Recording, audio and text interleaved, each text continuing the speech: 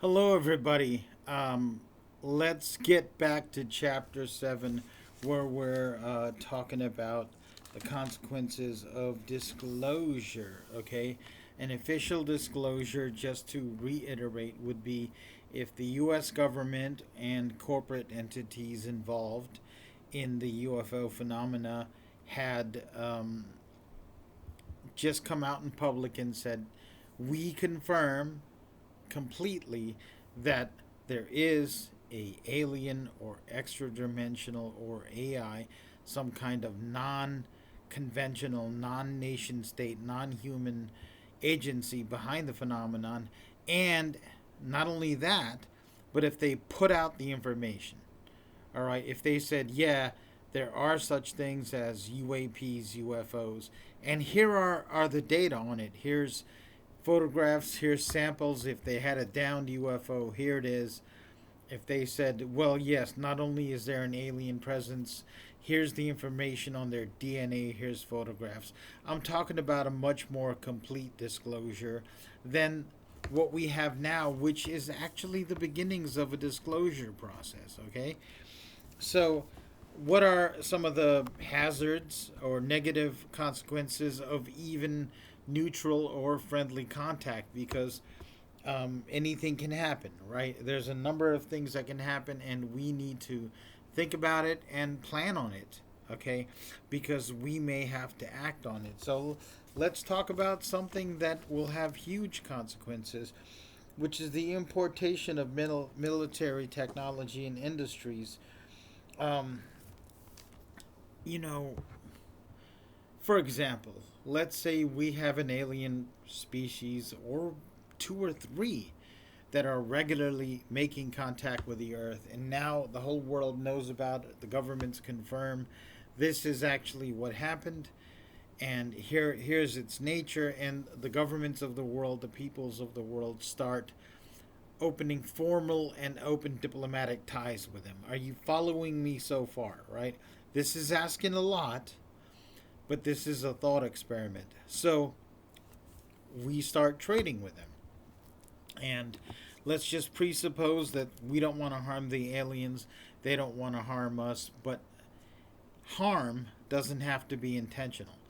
So, for example, we hear tales of, for example, in Japan, some traders from Europe and China came and they sold muskets to the Japanese, and they bought a couple, and later on they tried to recreate it. They had some problems with that. Another trade boat came. It had a blacksmith. They asked the blacksmith, how do you do this? I assume they paid him, and they began making muskets, and it became part of their culture, and it changed the way they did warfare, and that changed a lot of things.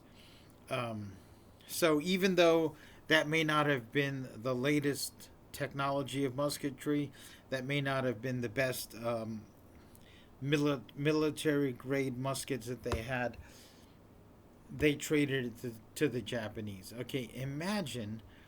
No, let's use another historical example: the transatlantic Atlantic slave trade. Now, muskets were something that we sold to African countries and kingdoms that did not have them. And I'm gonna, again, this is not a political statement, folks. This is history. The European traders were like, we will only accept slaves for muskets because they're such a valuable thing, and slaves are so valuable. So, the African states, all of which practiced slavery, it was a common practice in the world, and I decry it. Um, I condemn it for those of you who are right wing people. Um, so what happened? It started to affect the dynamic between these two cultures because these muskets gave them a tremendous, overwhelming military superiority, and it also made them better hunters, which gave them more food capacity and things like that, and it gave them offensive and defensive capabilities. So they're like, we need to get more, and so they increase the rate of warfare with other nations so they could get more muskets. And nations that did not have these muskets started getting into the slave trade, they said, okay, give us muskets, we'll give you slaves. Then they had guns, and they're like, we need more. They intensified the warfare. It made Africa bloodier. It produced more killing and a deadlier type of warfare because of the technological advantage, and also made slavery bigger. It was a very inhumane thing.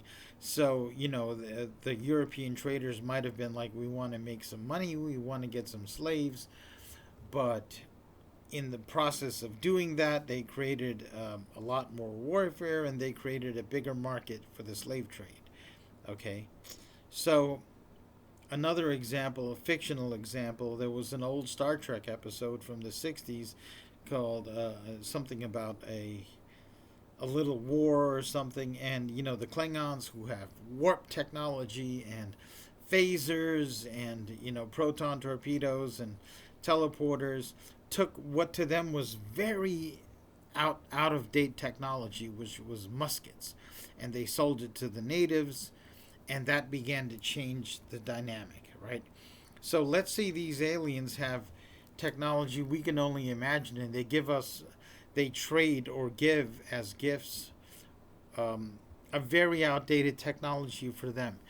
Something like man portable lasers and fusion generators. For us, that's light years ahead of us, right? So that is a danger, all right? And it can be extremely disruptive and shattering without even trying. Um, Now, what would happen if that happened? What would happen if new technology that was military in nature or could be converted to military usage began to be acquired by human beings via trade or gifting or accidentally interacting with aliens and getting the technology? What would that do? Let me, my throat's dry. Um, we need to talk about one of the social dynamics on this planet that is a real thing and that is an overwhelming thing on this planet, which is the system of white supremacy. I got this from Neely Fuller. There's a series of interviews and educational animations using his voice, and it resonates with me. For right or wrong, we have a system of white supremacy. European nations and their descendants, Australians, especially America, which is still ruled mostly by whites, and not even all whites, a group of very rich, powerful families, and, people, these families shift in importance and maybe new families arise. They dominate the planet. For example, nowhere in the world is any group of people allowed to have nuclear weapons that is not part of the nuclear club, and the United States will invade that country and bomb that country if necessary to prevent it, even if they develop it on their own. Um, no nation is allowed to impose its will on the world like America imposes its will on the world.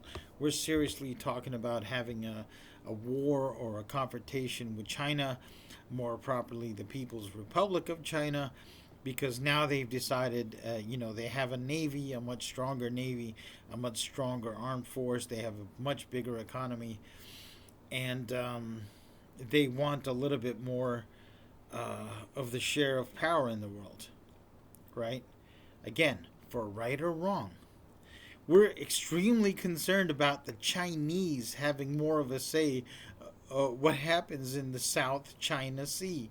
English speakers name that ocean after the Chinese, but we're willing to go to war with the Chinese over them having what we call undue influence in the South China Sea. That is a system of white supremacy, right? And I know that for some of you that may sound funny coming from me. You're a white guy. Believe it or not, in Missouri, I'm not considered white. Um, I have Turkish, Uzbek ancestry, 13% Irish, 25% Asian of different Asian people, to include Japanese, Korean, Taiwanese, Southeast Asian, and then 6% Jewish, right? And Jews, until recently, were not considered white people, right?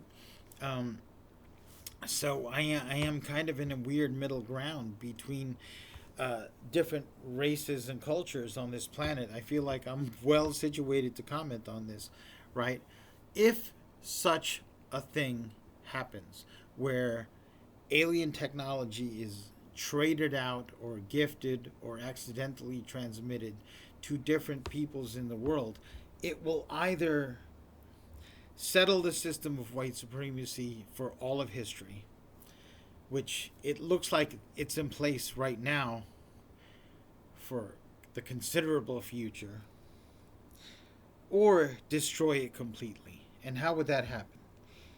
Um, for example, what if these aliens are humanoid and have black skin?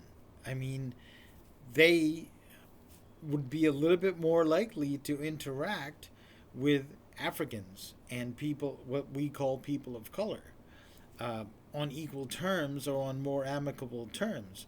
What if they thought white skin and light colored eyes and hair are physically repulsive? Or what if in their culture it symbolized something evil, right? Um, that would be very different than, what people call the tall whites, the Nordics, right? And if they exist, they appear to be humans, and a whole book might be built on speculation, but there's very little information even confirming their existence. So the political structure of the earth would be changed. What if Muslim nations had access to alien technology that was ahead of what the United States have? And what if Asia, which makes up, I think, 60% of the population of the earth, we have over 8 billion people on this planet, and if you combine India and China, you've got roughly 2.5 billion people, which is a huge percentage of the earth.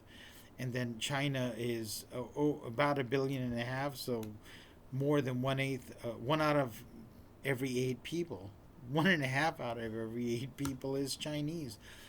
It is not inconceivable that an alien delegation would interact with them equally and distribute, trade, buy aspects of their alien culture, right? So it would be very disruptive, and for some people would be very useful and positive, and for other people possibly very negative, right? And again, there is this speculation that the United States achieves its level of military technological superiority because of reverse engineered UFO technology. And again, if we have disclosure, that will either be categorically confirmed or definitively debunked.